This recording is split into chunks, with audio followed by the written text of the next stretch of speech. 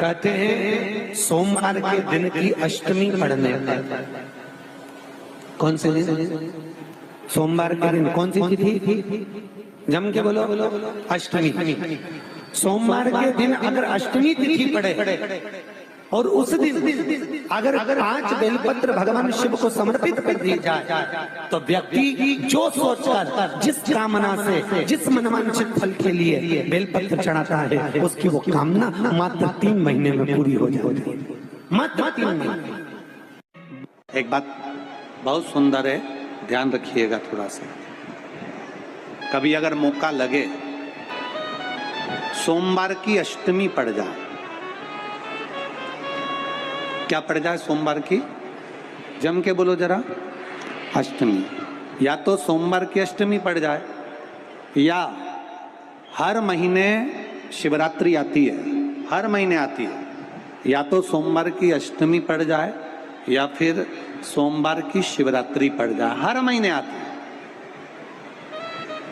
प्रयास करना, कहीं से देसी गाय का दूध मिल जाए, थोड़ा सा दूध देसी गाय का मिल जाए, थोड़ा सा दूध देसी गाय का, थोड़ा सा दूध अगर प्राप्त हो जाए, बेलपत्री के पत्ते से दूध कटोरी में लेकर, मात्र बेलपत्री के पत्रे से एक एक बूंद अगर दूध, आप एक बूंद अगर ज्यादा ना मिला हो, 1 चम्मच भी अगर आपको दूध देसी गाय का मिल गया हो, और सोमवार की अष्टमी पड़ जाए या सोमवार की, जम के बोलो, शिवरात्रि पड़ जाए, उसमें केवल अगर देसी गाय का दूध मिल जाए, जर्सी गाय का नहीं हो, देसी गाय का अगर दूध मिल जाए, बेलपत्री के पत्ते से, तुम्हारे घर के अंदर अगर शिवलिंग है या मंदिर में शिवलिंग है या तुम्हारे नजदीक में कोई शिवलिंग है, उस पर बूंद बूंद, एक एक बूंद अगर शिवलिंग पर दूध समर्पित कर रहे हो, श्री शिवाय नमस्तुभ्यम, नमः शिवाय, या षडाक्षर मंत्र ओम नमः शिवाय, या 33 अक्षर का मंत्र महामृत्युंजय मंत्र, इसका स्मरण कर कर शिव जी पर देसी गाय का दूध समर्पित कर कर इस बेलपत्री को अशोक सुंदरी वाली जगह पर अगर आप समर्पित कर देते हैं, फिर आप जिस भी चीज के लिए अप्लाई करें, मेरा देवाधिदेव महादेव आपका हाथ पकड़कर खींचकर आगे बढ़ा ही दे। मेहनत करना, कर्म पूरा करना, पढ़ाई अच्छी करना, और पढ़ाई के साथ में विद्या अध्ययन करने के साथ में, अच्छी मेहनत के साथ में देसी गाय का दूध भगवान शंकर को समर्पित करना, भगवान शंकर को समर्पित करना, देसी गाय का दूध धीरे धीरे धीरे धीरे समर्पित करना, भाव के साथ आप समर्पित करें। देसी गाय का दूध एक एक बूंद समर्पित करें, धीरे धीरे समर्पित करें। और देसी गाय का दूध जब धीरे धीरे समर्पित करें, बड़े रास्ते से, आनंद से धीरे धीरे जब आप समर्पित करेंगे, बेलपत्री, वही दूध में सनी हुई बेलपत्र अशोक सुंदरी वाली जगह पर, उस समय पर डंडी का भाग शिवलिंग की ओर नहीं होना चाहिए, उस समय पर डंडी का भाग जहाँ से पानी बहकर जाता है अशोक सुंदरी की ओर से, वहाँ पर होना चाहिए। कार्य में सफलता मिलती ही है। शिव तत्व को धारण करें। सोमवार की अष्टमी का मतलब आपको इंदौर की कथा में बताया था, जिस दिन शंकर और पार्वती के मिलन का दिवस हो, और केवल एक माता पार्वती के अकेले मिलन का नहीं, 64 योगनिया तक भगवान शंकर से मिलने के लिए आती है। पीला चंदन लगा लेना। कितना लगाना है? बीच वाला जो पत्ता है उस पर पीला चंदन। जब आपको लगे कि मेरा जीवन बहुत कष्टमय है, अब ये रोग, अब ये कष्ट दूर ही नहीं हो रहा, अब ये आए दिन तकलीफ पर तकलीफ बढ़ती जा रही है, आए दिन रोग, बीमारी, पैसा घर में बच नहीं रहा, बहुत कष्टमय जीवन है, इसमें लगाओ पीला चंदन बेलपत्री की बीज पत्ती। महाराज, और बीज पत्ती पर जब चंदन लग जाए, लगने के बाद में ये दोनों पत्ती पर लाल चंदन लगा लीजिए। इन दोनों पत्ती के बीच में जो डंडी का भाग होता है, आपको कहा था, आपको स्मरण में होगा शायद, हमने जब बेलपत्री की महत्वता बताई थी तो उस बेलपत्री की महत्वता में कहा था ब्रह्मा विष्णु महेश ये 3 हैं, बोला था।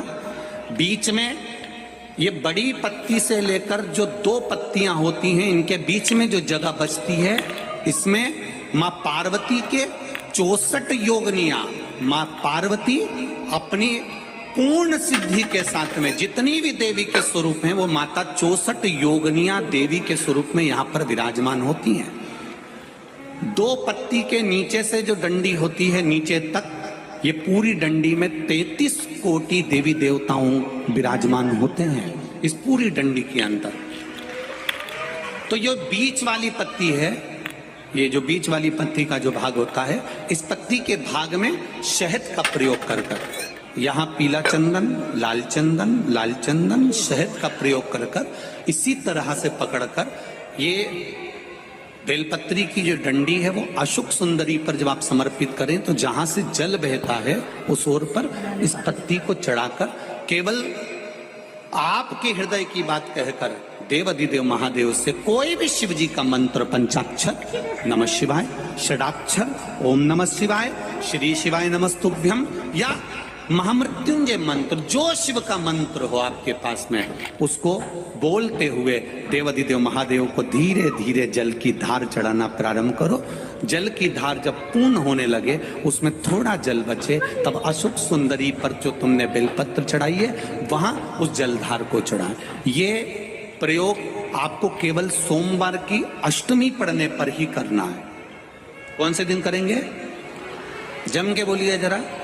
सोमवार की अष्टमी पढ़ने पर यह प्रयोग करें और जल चढ़ाकर बाबा से विनती कर उसी बेलपत्र को वापस उठाकर कहीं जलाशय में या किसी पेड़ के नीचे विसर्जन कर दें और 1 लोटा जल वहां भी चढ़ा दें। बस निवेदन कर आ जाइए, मेरा बाबा 3 माह के अंदर हाथ जरूर पकड़ेगा और आपको दलदल से बाहर निकाल देगा। बात और आपसे कहेंगे, उतारिएगा। जिसके शरीर में सफेद चमड़ी पड़ने लगती है, चर्म रोग हो जाता है, या चेहरे पर आंख के पास में पूरा कालापन आ जाता है, उसको हमेशा याद रखना है, लाल चंदन का लेपन पीपल के पत्ते पर करिए। काय पर करना है? पीपल के पत्ते पर लाल चंदन का लेपन करिए। लेपन कर सोमवार की अष्टमी के दिन उसको लेपन कर वापस निकाल कर शंकर भगवान पर उसका धीरे धीरे त्रिपुंड बनाकर लेपन करना प्रारंभ करिए। जब आप त्रिपुंड बनाकर लेपन करना प्रारंभ करें, उसके बाद उस चंदन को जो सोमवार की अष्टमी है तब निकाल कर लिया है और निकाल कर लाकर उसको डब्बी में रख लें। उस चंदन का प्रयोग चर्म रोग के स्थान पर थोड़ी थोड़ी मात्रा में करना प्रारंभ करें, पानी के साथ मिलाकर। परंतु उस चंदन को केवल 6 से 7 दिन में प्रयोग करिएगा, ज्यादा नहीं। धीरे धीरे चमड़ी, परंतु उसको सोमवार की अष्टमी के दिन सिद्ध कर बनाना है। उसको सोमवार की अष्टमी के दिन चढ़ाना है श्री शिवाय नमस्तुभ्यम या ओम नमः शिवाय या पंचाक्षर मंत्र या महामृत्युंजय मंत्र, जो आपको आता हो, शिव जी का जो नाम आपको याद हो उसको बोलकर चढ़ा, उसको लिया, फिर उसको अपने शरीर पर लगाना प्रारंभ करो। उसका फल आपको 15 दिन के अंदर धीरे धीरे प्राप्त होना प्रारंभ हो। हर हर महादेव, ओम नमः शिवाय। कैसे आप सभी लोग? आशा करती हूँ आप सभी बहुत अच्छे होंगे। जो भी भाई बहन मेरे चैनल पर नए आए हैं, मेरे चैनल को सब्सक्राइब कर लें एंड कमेंट में महादेव का नाम लिखना ना भूलें। हर हर महादेव तो लिख ही दें।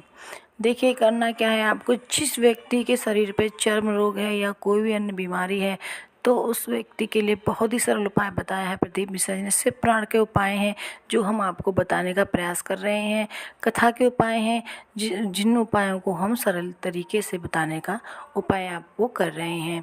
देखिए, आप ढंग से समझ लीजिए, इस उपाय को ठीक से समझने का प्रयास कीजिए कि आपको करना क्या है। कि आपको सोमवार की अष्टमी को ही ये उपाय करना है, अन्यथा और किसी दिन नहीं हो सकता। ये उपाय सोमवार की अष्टमी के ही दिन हो सकता है। तो आपको जाना है शिव मंदिर जाना है और आपको लेके जाना है कोई भी सा चंदन हो, पीला हो, लाल हो, कोई भी चंदन हो। आप उस चंदन को लेके शिव जी के मंदिर जाना है। उस चंदन से शिव जी का आपको लेपन करना है। लेपन करते वक्त मंत्र का जाप अवश्य करें। कोई भी मंत्र आपको आता हो शिव जी का, उस एक मंत्र को आप जपते रहें, लेपन करते रहें। कम से कम 108 बार तो आप इस मंत्र का जाप कर ही लें। जाप करने के बाद जब आपके 108 बार जाप हो जाएंगे तो उस लेपन जो लेपन कर रहे हैं शिव जी पे, उस लेपन को एक डिब्बी में भर लें। डिब्बी में भर लेंगे तो आपको आना है घर पर। घर पर जिस व्यक्ति को परेशानी है, चर्म रोग है या शरीर की अन्य कोई बीमारी है, उस पे आपको लेपन करना है। ये लेपन मात्र आपको 7 या 8 दिन तक करना है। जल्दी से जल्दी वो मतलब जो लेप है वो ख़त्म करना है, ज़्यादा दिन तक नहीं रखना है आपको। शिव जी ने जो शक्ति है इसकी वो ज़्यादा दिन तक नहीं रहती हैं, ख़राब हो जाता है ज़्यादा दिन तक रखा हुआ। तो जितनी भी डिब्बी में जो आपने लेपन भरा था, उस लेपन को 7 या 8 दिन तक भरे आप उसको लगा दीजिए। देखिए, आप इस लेपन को आप लगा देते हैं तो वो व्यक्ति जल्दी से जल्दी सही हो जाएगा। 15 दिन के अंदर वो व्यक्ति बिल्कुल ठीक हो जाएगा। अगर थोड़ा बहुत भी रह जाता है उसके शरीर पर चर्म रोग, तो फिर से आप इस उपाय को कर सकते हैं और सोमवार के अष्टमी के दिन ही कर सकते हैं। वो व्यक्ति बिल्कुल अवश्य ही सही होगा। शिव पुराण के उपाय ही बताने का हम प्रयास कर रहे हैं आपको सरल तरीके से। पंडित प्रदीप मिश्रा जी ने कथा में बता ही दिया है। आप इन उपायों को सुनने का प्रयास कीजिएगा, फिर इन उपायों को करना। एक बार प्रैक्टिकल करके अवश्य देखना, ताकि आपके जो भी रोग हैं शरीर के वो बिल्कुल सही हो जाएं। हमारी वीडियो देखने के लिए धन्यवाद। जो भी हमारे वीडियो को देखते हैं कमेंट में अवश्य हर हर महादेव अवश्य लिख दीजिए। आप पर महादेव की कृपा बनी रहेगी, आपकी हर मनोकामना पूर्ण होगी। जो भी आपकी इच्छा है सारी मनोकामना पूर्ण हो जाएंगी। नौकरी हो, व्यापार हो, धन की हानि हो, सब आपके दुख दर्द दूर करेंगे भोलेनाथ। आपकी सारी रक्षा करेंगे भोलेनाथ। आप उनकी कथा सुनिए, उनके उपाय कीजिए।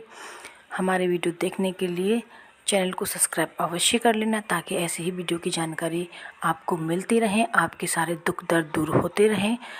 हर हर महादेव। ओम नमः शिवाय।